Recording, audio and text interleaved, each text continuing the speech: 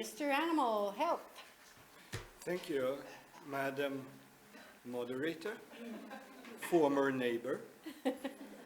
Good afternoon, everyone. Thank you so much for this invitation. I'm very honored for that. I'm going to talk about rural transformation and antimicrobial resistance. As you all know, is antimicrobial resistance in the core of rural transformation. Yes, it is. At least within the livestock sector.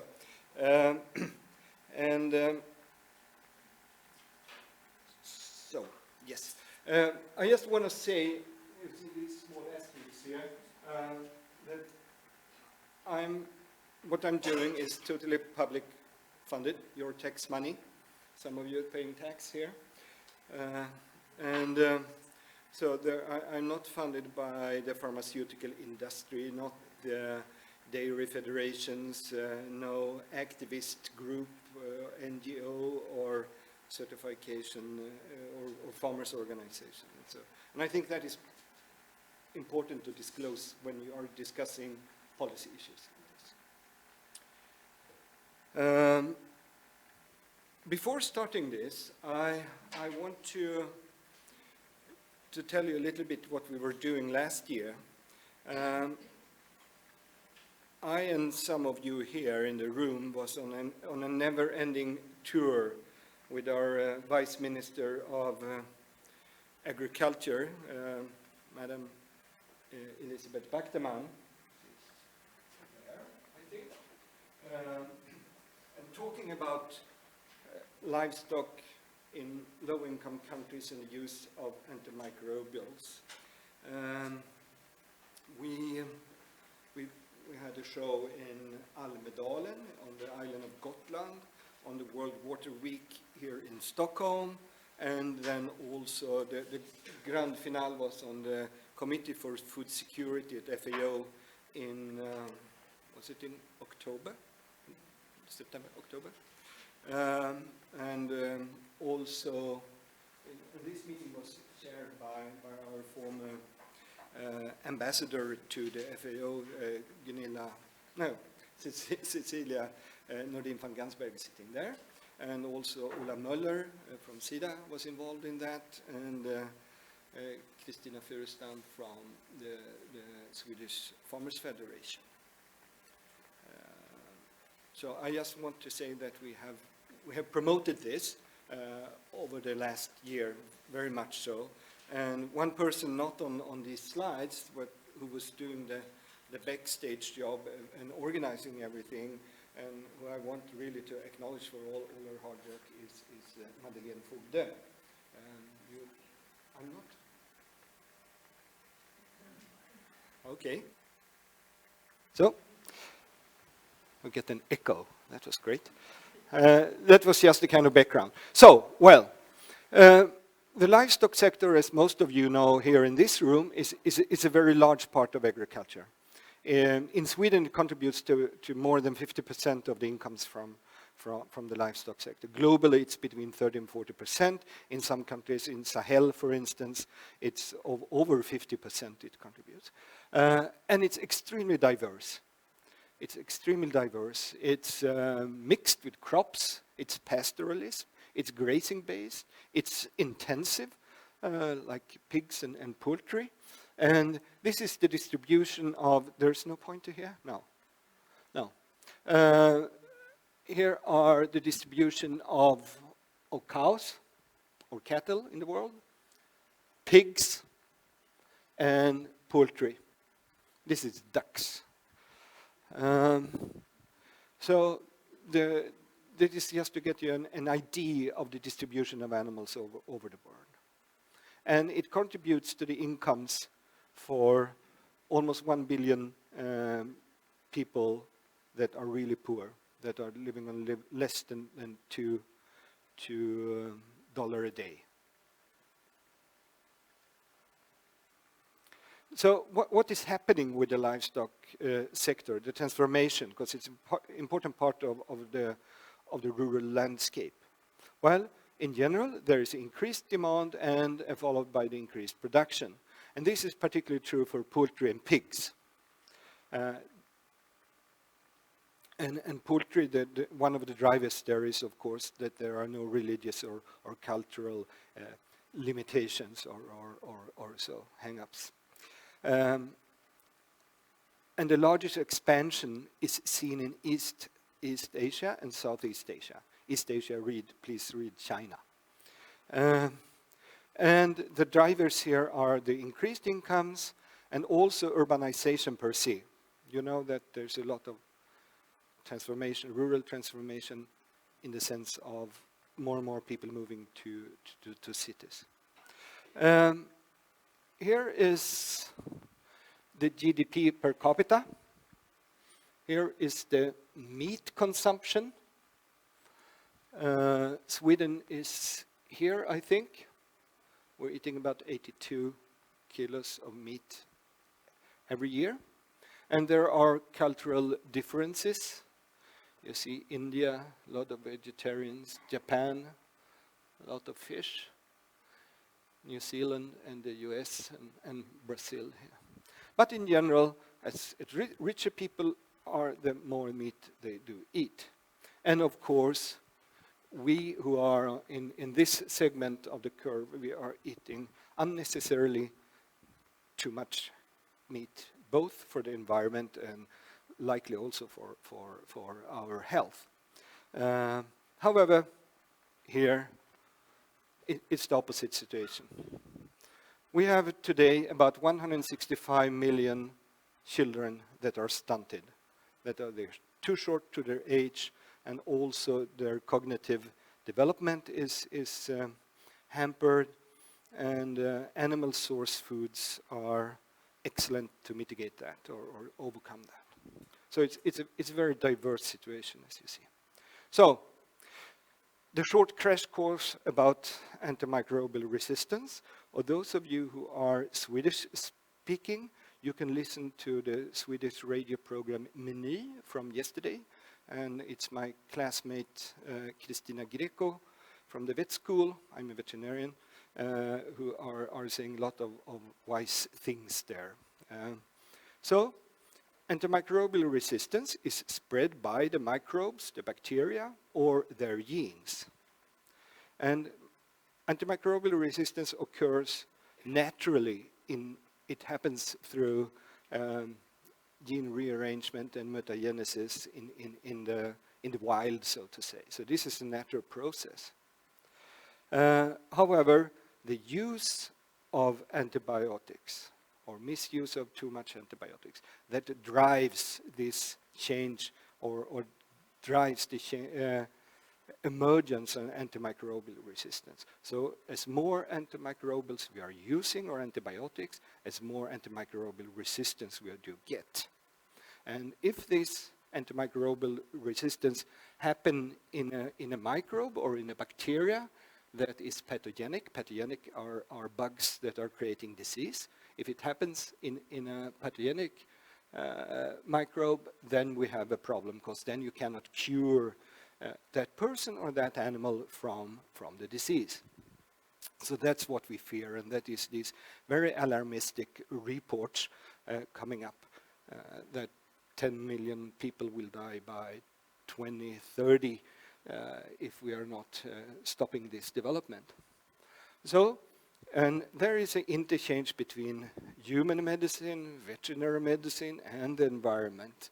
So these do not respect species barriers, and they behave like some flu disease. For instance, they could move easily between countries as well.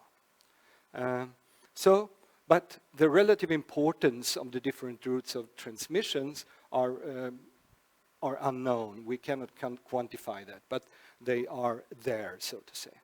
So please keep this in mind. So the use of antimicrobials in the livestock sector.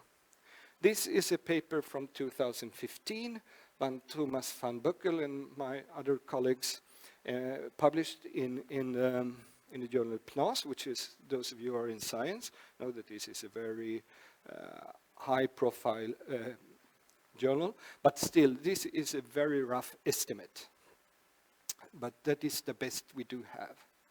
And they also write here that in some decades, they think if the development continues as it is, it will be more than half of all antibiotics in the world are used in the livestock sector in China.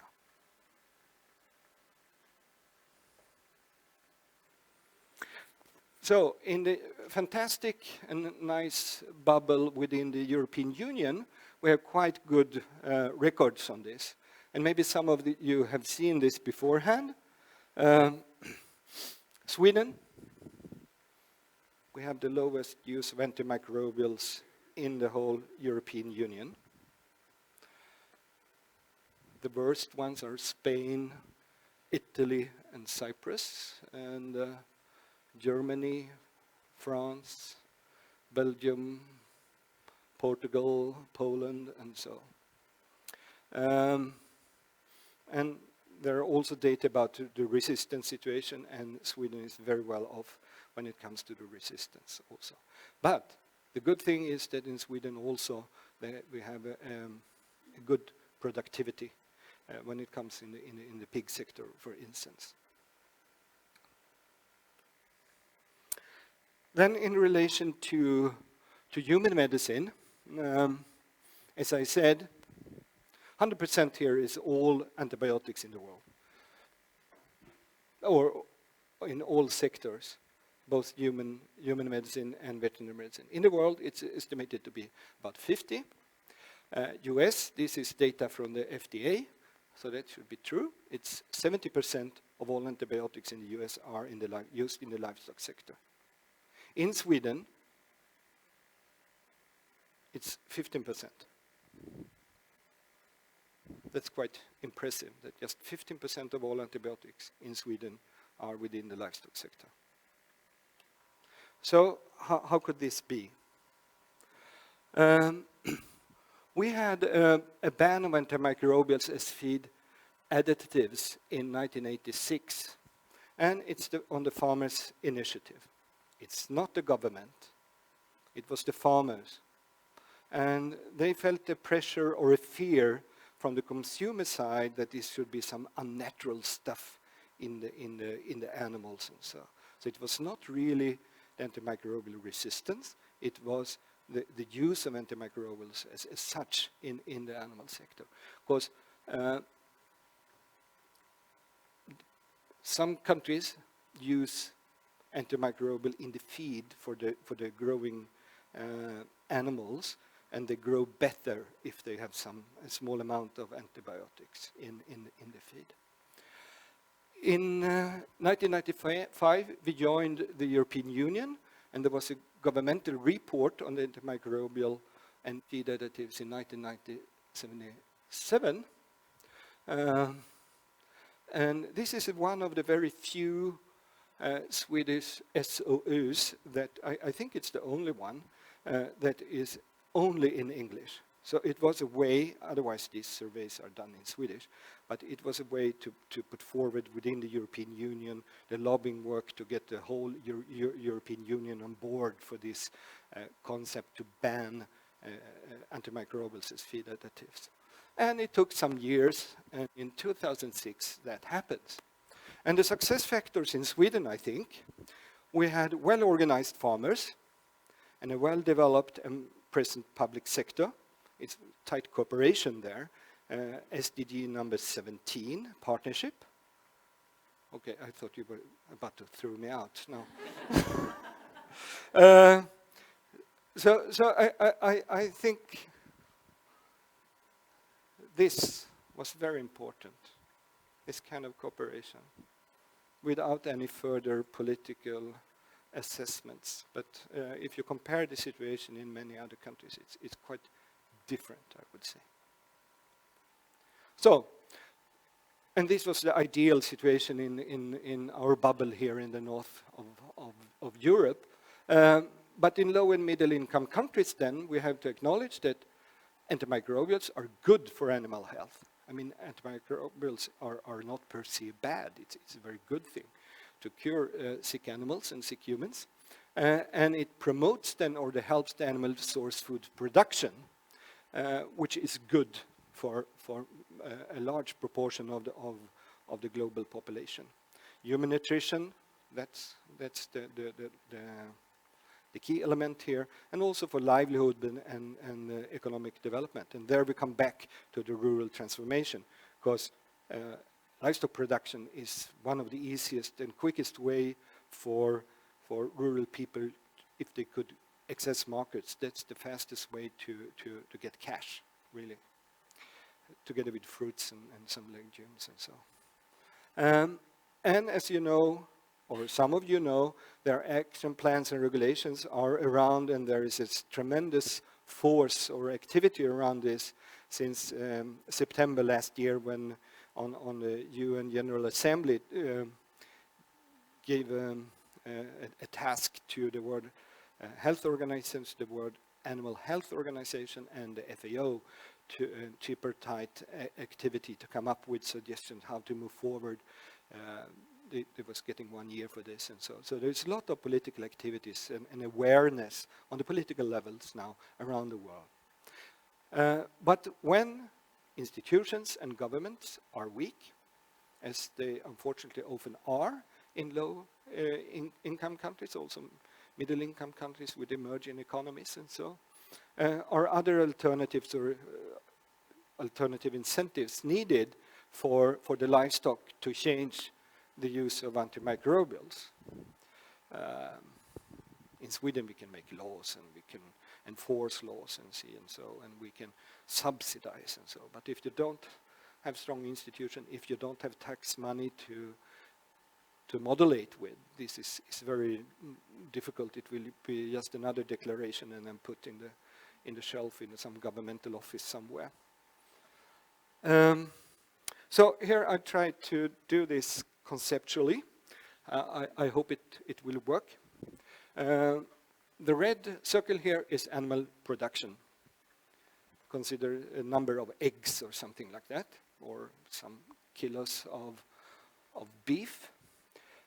Animal health management, the yellow dot, is a part to achieve these kilos of eggs or so. And the antimicrobial use is a part of the animal health management. So this is business as usual. Continued emergence of the antimicrobial resistance and maintained production. After a while, the production will go down because we have so much resistance, so we cannot cure the sick animals and they produce less. But at large, it looks like this. Then, if we have systems where we could enforce regulations, and we just enforce regulations, if we have a perfect totalitarian government, they might be able to do this. We have a halted AMR emergency, but at the same time, we have a lowered production and a threatened food security, nutrition, and livelihood for farmers. But if we manage to enforce regulations and combine this with the improved or effective animal health management, we have a halted AMR emergency, we have a maintained or even increased production in some, because you can compensate. There are a lot of shortcomings in many countries when it comes to the animal health management. So this is conceptually how we could deal with this.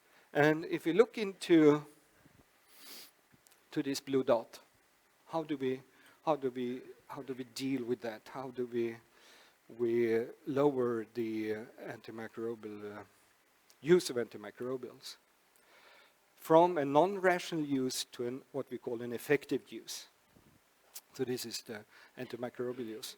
Firstly, we don't use antimicrobials as we call prophylactic, that is preventive, that when an animal, or this applies for humans as well, if you're not sick, we give you in the case of. But just to use it for therapeutic treatment if you're really sick.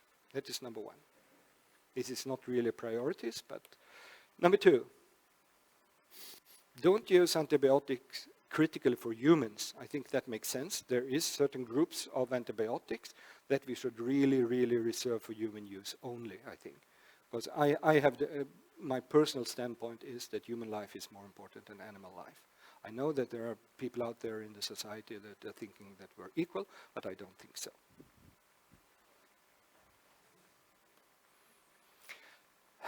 And then also use quality assured drugs.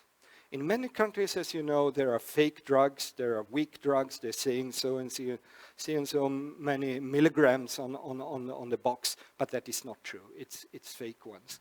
So that is also that you have a quality assurance system in your country, so you could purchase real drugs and not fake drugs. And use correct kind of antibiotics.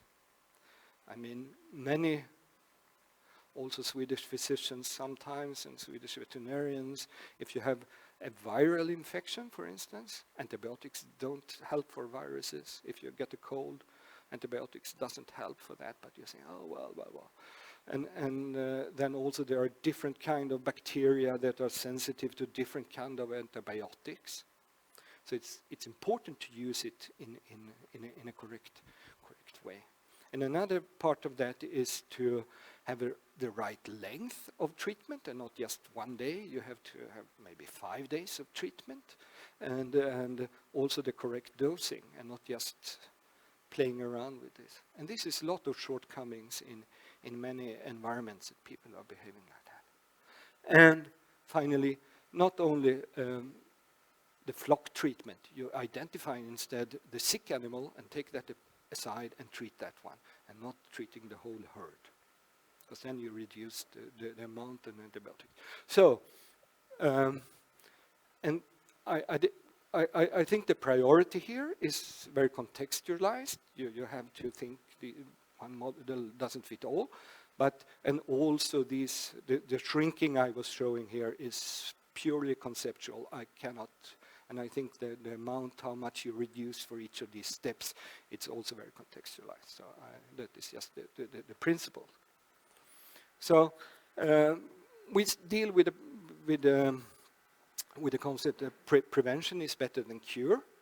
And also I think as we here are interested in development and in change, one constraint is often costs.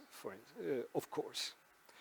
And if there are costs involved and you have a project or a proof of concept thing, and then you take away the money, supporting money, then it collapses. I think that's why I'm at the university. I believe very much in skills and capacity in humans. So if you can educate people on this and learning, that is also often a lower cost, and it will be sustainable since these skills will be lasting. So this is also very conceptual, but it's effective use of antimicrobials. I discussed the last 3 minutes. Improved biosecurity, that you have taking all in, all out animals, quarantines and so. Lower stocking densities, age sectioning of animals, etc., etc. More use of vaccines, better diagnostics, better sanitation, and a little bit of genetics as well. But there are more things to do. And some are mainly skills and some are mainly costs. And I favor this skill thing, because I think that is far more sustainable than putting in money. So, dear friends, the key message is here. Effective use of antimicrobials improve animal productivity and protects animal welfare. So, a non-rational use of antimicrobials contributes to the emergence of antimicrobial resistance. It is possible to maintain good livestock productivity with low-use antimicrobials. Sweden has shown that.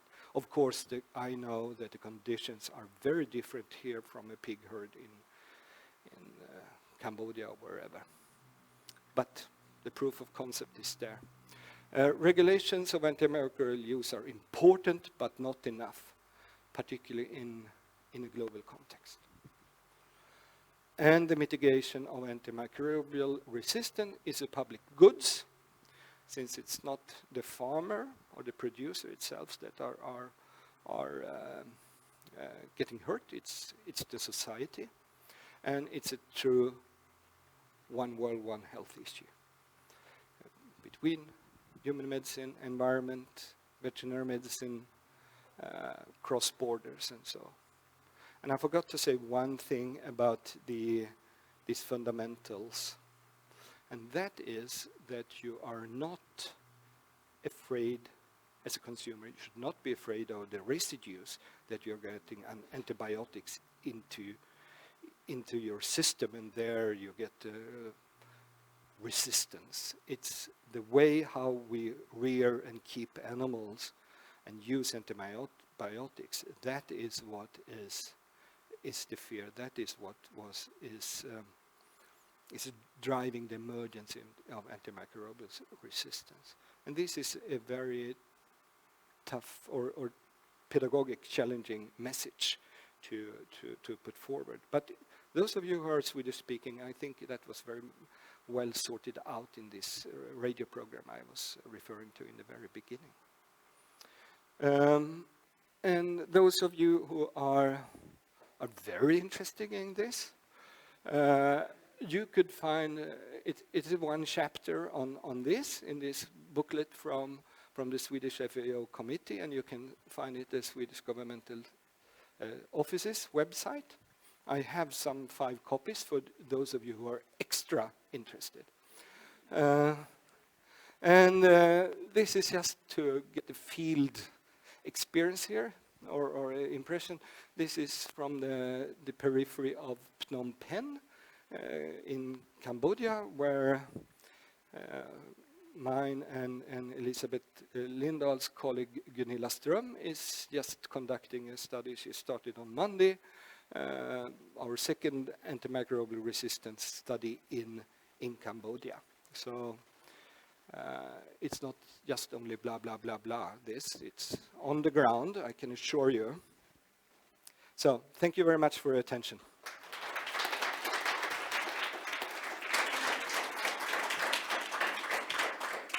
Okay, we're running a little close to the time. If there's an urgent or burning question, yeah.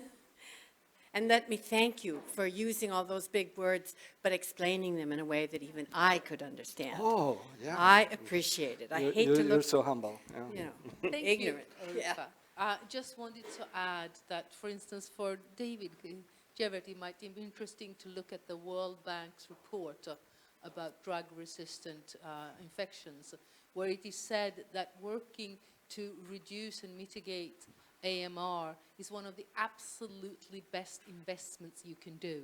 It's not just a good thing to do, it's actually very beneficial economically as well. And for those of you who are extremely interested, go to the O'Neill Commission report, because they have a very full treatment of the whole problem. Thank you. Okay, yeah, one more? Right here first, and then over there. Thank you very much, Professor. It was a really nice presentation. And I can just add one thing more. Like even in the developing country, to produce more meat, or there is also they're using beef fattening, and they're using like a more urea. It's the nitrogenous-based fertilizer to make it more producing of meat. So do you think that how could you actually reduce this, decrease or like make it people less use of antibiotic, because the antibiotic using is not restricted like here. As a human, you cannot buy antibiotic here, but if you go in developing country, you can buy antibiotic from any pharmacy.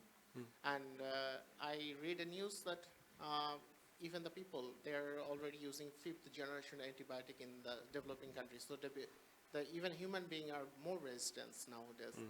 So what your suggestion actually? Yeah, maybe I went too much into details here, but what my belief when I'm working in the CDR system with the World Bank and FAO and so what I'm trying to convince producers, because you cannot have even if you have regulations, it's just a piece of paper in some instances, is that by improving animal health in general, these things that I listed, you could increase your productivity and the gains for the farmers. Because, I mean, the farmers, if they lose a lot of money, and that's what they fear when I talk to the Canadian pork industry, for instance, just as an example, they fear these regulations as very much so. But you have to convince them and show them that you can really get more money out of it by compensating in other ways by antibiotics. Otherwise, it doesn't work, because this livestock revolution, as it's called, it's such a powerful, economically powerful thing that's going on, and people want to eat. Poor people want to eat more meat. Okay. Thank you very much. That was an excellent presentation, and I'm so happy that I remembered. I always forget what the word pathogen means. A bad bug that causes you to be sick. How easy is that? I'm really, really happy that you gave me that. Okay.